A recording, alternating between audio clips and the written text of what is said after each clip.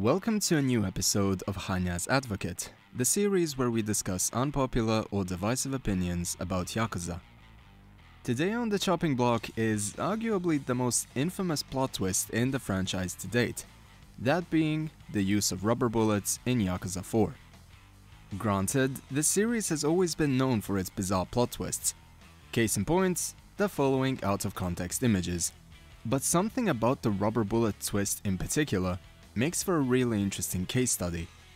The twist resulted in such a strange division of opinions in the community, where the people who love Yakuza 4 will vocally defend it whenever the subject is brought up, or simply shrug it off by claiming it doesn't change anything major.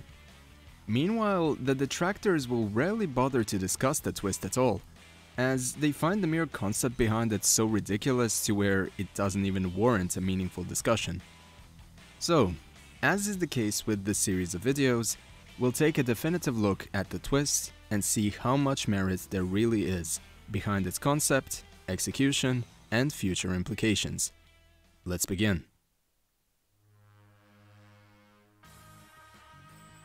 To avoid confusion, let's have a brief overview of each time the twist was utilized. There was a total of 3 cases related to the rubber bullets. Case 1 was the Ue no Seiwa hit, Case 2 was Arai shooting Munakata, and Case 3, Munakata shooting Arai. Out of these 3, only the first one had a lasting impact on the franchise, as neither Arai nor Munakata ever appeared in subsequent titles. The premise behind Case 1 was relatively simple. Saejima goes to eliminate the Ue no Seiwa clan so that his family can rise through the ranks of the Tojo clan. Unbeknownst to him, the bullets that were loaded were made of rubber, so everyone he shot had only passed out. Afterwards, they were killed by Katsuragi. We'll go more in depth on this case later on, but right now all we need to determine is whether or not the use of rubber bullets was believable. Since everyone was in a ramen shop, the shot composition of the scene made it so that the liquid, which would spurt out from the ramen bowls, would trick the audience into thinking that it was actually blood splatter. In reality, the only time you could actually see real blood was when Saejima fought a guy bare-fisted and when he himself was shot. Technically, there are some odd frames of reference present as well, where some of the shots would result in a different splatter being shown that doesn't fit these bullets. But overall, their use here is believable enough. Saejima had no prior experience with executing anyone, which, coupled with the adrenaline rush and the sheer amount of people present, could explain why he wouldn't immediately notice what was really happening. He did the hit and just left afterwards, assuming it was done. More on this will follow in a few minutes. As for the other 2 cases of the plot twist, this is where much of the community's ridicule stems from. Case 2 occurred at the police headquarters, where Munakata gave a pistol to Arai, which Arai then used to shoot him. This has a number of issues going for it. For one, we know that Arai already shot many people, like Ihara towards the beginning of the story, or Shibata in part 3 of the narrative. So he should have known that something was up when Munakata had no blood surrounding the gunshot wound and immediately passed out. We're led to believe that Arai took out one of the biggest figures in the police world here. You'd think that he would check if the guy wore a bulletproof vest or something. Coupling that with the apparent visual difference between regular and rubber bullets when they're loaded into a revolver, plus the fact that Arai worked alongside Munakata for years now, there is no excuse for him not making sure the job was finished or being more cautious. You could say that he didn't check afterwards because he didn't want to leave any fingerprints, but mind you, he had to open the door to leave the office afterwards, so his fingerprints would have been all over the place anyway. And beyond that, he didn't even use a silencer on the gun, which should have alerted everyone in the vicinity as well, but it conveniently didn't. The fact of the matter is that this particular use of the plot twist was unnecessary and barely believable. As for Case 3, it was basically there to reaffirm why Munakata appeared in the final showdown at all. But the big issue about this one is that while the use of rubber bullets here is immediately revealed, it brings the context behind the other uses into question. For whatever reason, Arai didn't pass out after being shot by Munakata, and we know that he didn't wear a bulletproof vest when he took his shirt off later. You could theoretically argue that Arai would have collapsed if he had been shot in the chest like Munakata, but then that rule should also apply to all of the people that Saejima shot, like this one right here. Clearly, the impact is strong enough to knock you out regardless. Then again, you could also say that this quote-unquote new blend of rubber bullets makes it so that the person doesn't pass out upon contact, but that kind of defeats the purpose of the rounds to begin with. They're meant to subdue criminals, otherwise you might as well just use a giant water cannon on them to calm them down, instead of the bullets themselves. Also, if these new bullets don't knock you out at all, then that would mean that Arai didn't notice Munakata pretended to be unconscious in case 2. So ultimately, the final use of the rubber bullets just reaffirms the fact that the twist was more so used for the hell of it, rather than to meaningfully and carefully build further suspense. Seeing how we're now up to speed, we can put the last 2 cases to the side for the time. So, let's focus on the finer details behind the most important event in Yakuza 4.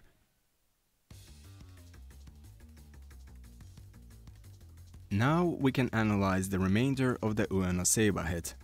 Saejima left the shop soon after the fight, which led to Katsuragi and a handful of the other members waking up from the initial impact.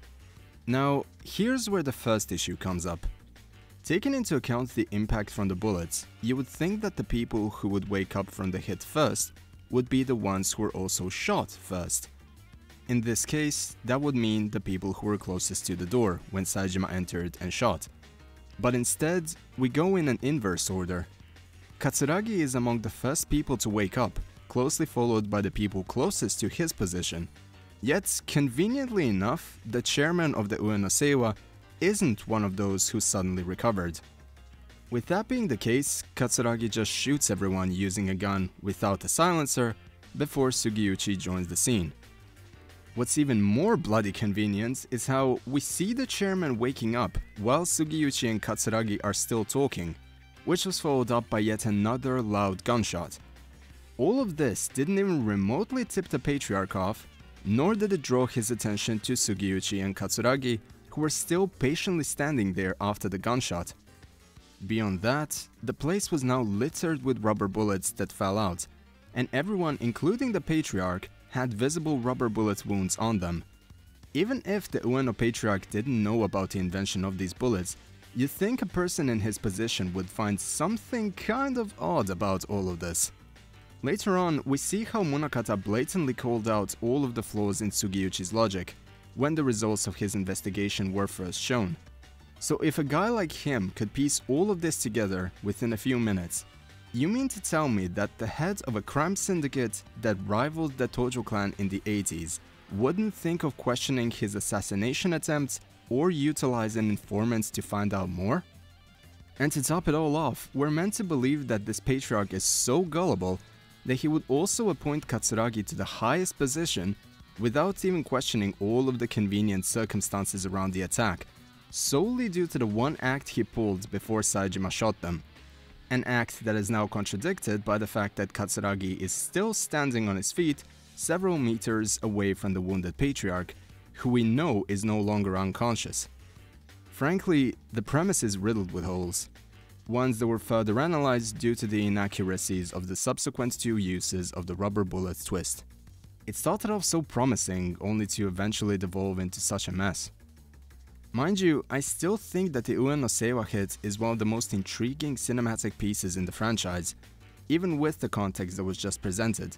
But you can clearly tell that the writers ran out of meaningful ways to bring the key figures they wanted in place for the finale. Yet, at this point in the script, this doesn't seem like an awful plot twist just yet, as it still served its basic purpose. The fundamental purpose of a plot twist is to subvert the observer's expectations, and to that end, all 3 uses were successful. In theory, this should have worked out pretty well, as it even follows the so-called Rule of 3. So, where did it go wrong? Allow me to bring up an example from a different game, that being the first Devil May Cry. You fight most of the major bosses here 3 times, but not only are the encounters spaced relatively evenly throughout the story, but each encounter also builds on the premise of the previous one. That being that the bosses now have expanded movesets and that you fight them in different arenas. And while this particular example is tied to the perspective of gameplay, a similar premise could have easily applied to the narrative of Yakuza 4. But over here, we first have an issue with the way that the plot twists were placed, since 2 of the 3 uses were spent in the finale, almost being back to back. If they were utilized at different points in the story, this could have led to viewers doubting and analyzing every other gunshot wound afterwards, only for their expectations to be subverted once again. But not only did this not happen, but the tension that escalated from the use of the rubber bullets was actually lessened with each additional use. So we went from having a cool, unique twist to having a narrative crutch. Yet with all of that in mind, you'd be surprised to hear that the execution of the plot twist is merely half of the problem the community has with it. The other major criticism it birthed was how the use of rubber bullets supposedly diminished Saejima's character development. And the tragedy of it all is that this is actually a bigger issue than the plot twist itself. So, to loop it all back to the beginning, did the rubber bullets actually ruin Saejima's character?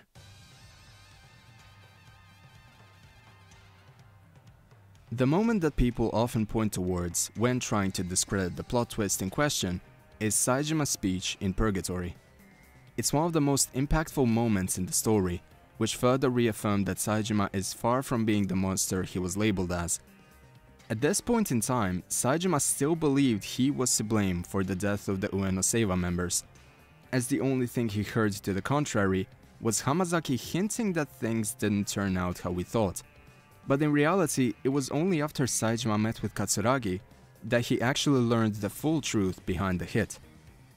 The guilt he felt while he was in prison was still justified, as he did indirectly lead to the deaths of those members. So ultimately, the value of his speech in Purgatory has not diminished. Within the confines of his character writing in Yakuza 4, the rubber bullet plot twist makes his involvement take the form of a Greek tragedy of sorts, as Saejima's involvement did allow for the chain of betrayals that ultimately led to the death of his sister. So everything in this game is consistent with the way he was presented. Now, the actual issue comes from the way that Saejima was written in Yakuza 5 onwards. Bear with me, this is where things get really complicated. During the events of Yakuza 5, Saejima goes back to prison when he genuinely had no logical reason to do so. While he did play a role in the deaths of the Ueno Seiwa clan, the crime for which he was imprisoned in Yakuza 4 was specifically murder, and he served 25 years for a crime that he didn't commit. The other protagonists even said that Saejima could bring the evidence that was revealed to any judge and that he would legally be a free man. Not just because of his actions that would now be classified as a completely different crime altogether, but more importantly because the statute of limitations was drawing near, meaning that he would be off the hook regardless.